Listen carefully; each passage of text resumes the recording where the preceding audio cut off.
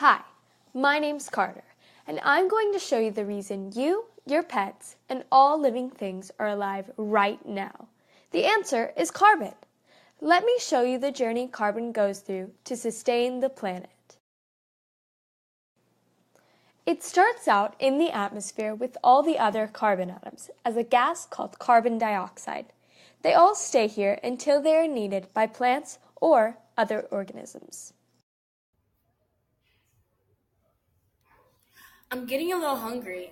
I need something to eat. Carbon is then pulled from the atmosphere by plants, trees, berries, succulents, you name it. Carbon dioxide, along with sunlight and water, is used to help create glucose, which is the energy source for plants. This is a very important biological activity that has to take place in the carbon cycle called photosynthesis. I'm getting a little hungry as well. I guess I'll eat this berry. Wow, that was dramatic. From the berries or plants' stored food, glucose, carbon is then transported into the animal's body. Whether the animal be a deer or a rabbit, the carbon is still in a gaseous state. Time to digest. I won't show that part because it's a little disgusting, but I guess you can figure it out for yourself. The deer expelled the carbon from the berry into its waste.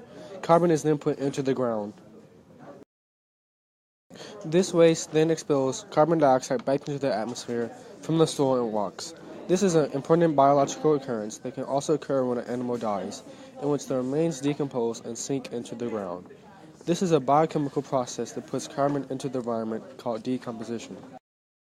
Some of the carbon doesn't go back into the atmosphere and is deposited underground into sediments. We call these fossil fuels: coal, oil, natural gas, etc.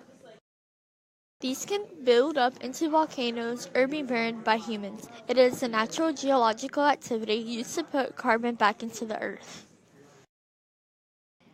These fossil fuels have a lot of carbon in them, and when burned, will release a lot of carbon. Got to get to work, but I'm out of gas. Oh no! Good thing they have gas stations. Putting gas in your car and using gas excessively puts a lot of carbon back into the atmosphere, which isn't a very good thing. As you can see, there's way too much carbon in the atmosphere because of all of the burning of fossil fuels.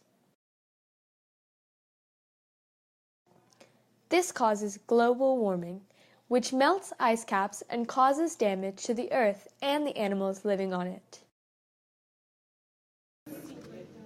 Maybe I should walk today to put a better impact on the environment.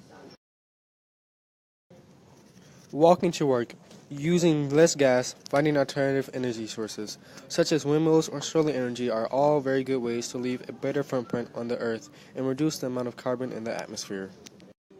The ocean plays a very important role in making the carbon cycle happen, as it is the major reservoir of the carbon cycle. The ocean is a perfect example of a carbon sink because it takes more carbon than it gives up. Carbon is turned into an organic matter such as seashells and sediments.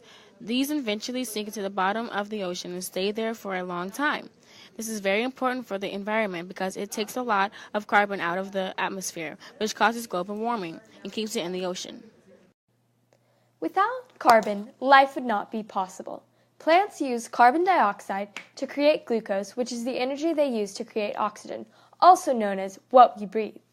All animals would not be able to live without the oxygen that plants create due to the carbon cycle. Created using Powtoon.